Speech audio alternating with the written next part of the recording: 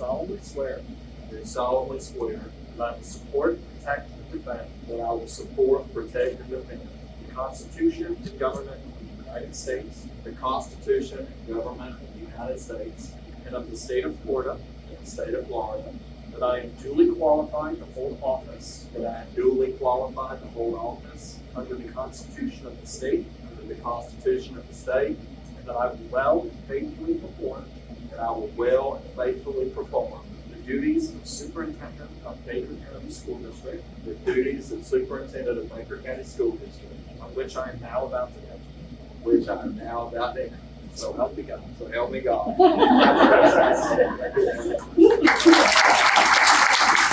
Thank you. I just wanted to take a moment. That was quick and easy, so all of you came for about a 30-second performance, but I do want to say a couple of words. It certainly has been an exciting time in my life. I know that said duties I'm about to perform, but I feel like I'm an old pro at this point. We've been at it for 2 months, and so it has been a good 2 months. And again, I just want to say thank you. I held a Bible that belonged to my grandmother, Dorothy Davis, my mama's mama, and I keep that on my desk as a reminder of just her influence, her godly influence in my life. But as I started to think back, my grandmother was born into a pretty dysfunctional family. She had her father had committed suicide, and her mother had a lot of kids during the Great Depression, and it was a dysfunctional family.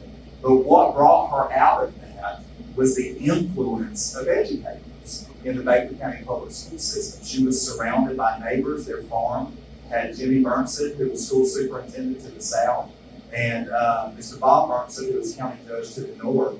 And so she was kind of taken in by those folks. And just the power of education and the power educators have in people's lives. And what that did to my family as part of her legacy, she instilled that in my mom and her sisters, and then my mom down to me.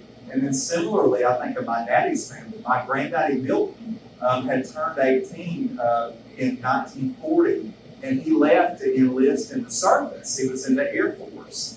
And he actually came back after the war had ended and went back. He was 23 years old, but education was that important to him and his family. His brother Harold had been school superintendent here.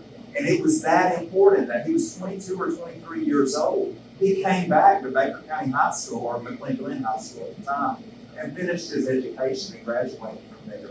And through that, instilling that in my daddy and on to me and my siblings. And so education runs deep in my family. It's a calling, it's a purpose. I knew from a young age that I was supposed to be here.